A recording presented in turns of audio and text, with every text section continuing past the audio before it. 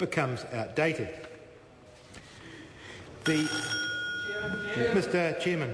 Honourable Rodney Hyde. I promise members this will be my last call. The Ministry of Agriculture and Fisheries Restructuring Act 1995, Part 7, the primary purpose of these amendments is to remove the penalty regimes applicable under the Act for non-payment of cost recovery levies, as the Fisheries Act 1996 contains an adequate penalty regime. At present, clients are faced with what amounts to a double penalty. On the Reserves Act 1977, Part 8, the purpose of these changes is to reduce cost and administrative burden attaching to certain licences issued under the Act. Part 8 provides that licences will be granted for 10 years rather than 5 years for specified purposes over reserves that are vested in local administering bodies. I know the former Minister is interested in the Weights and Measures Act 1987, Part 9. The purpose of the changes here is to resolve the confusion and reduce compliance costs caused by having two pieces of legislation. And I think the previous Minister raised this with me.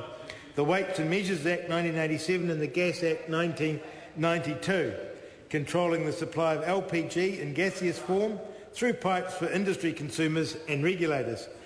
The bill proposes that LPG in gaseous form is only regulated under the Gas Act 1992. The previous Minister is telling me that her new regime has seen her lose 7 kgs, of which we can all be proud. There was a question, I think, from Kevin Haig about why is the new Section 42C(3) different to the current Section 41.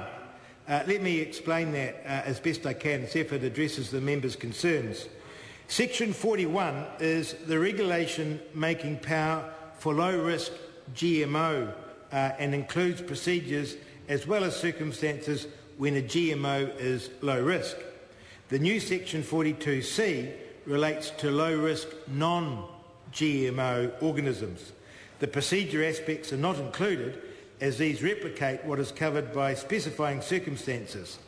Further, there is less uncertainty associated with non-GMO that justifies a slightly different approach. It should be noted that there is no substantive difference because there are currently no regulations relating to procedures for GMO, as these were not necessary to make the low-risk GMO regulations. I hope that answers the member's question. Thank you, Mr Chairman. The Honourable David Parker.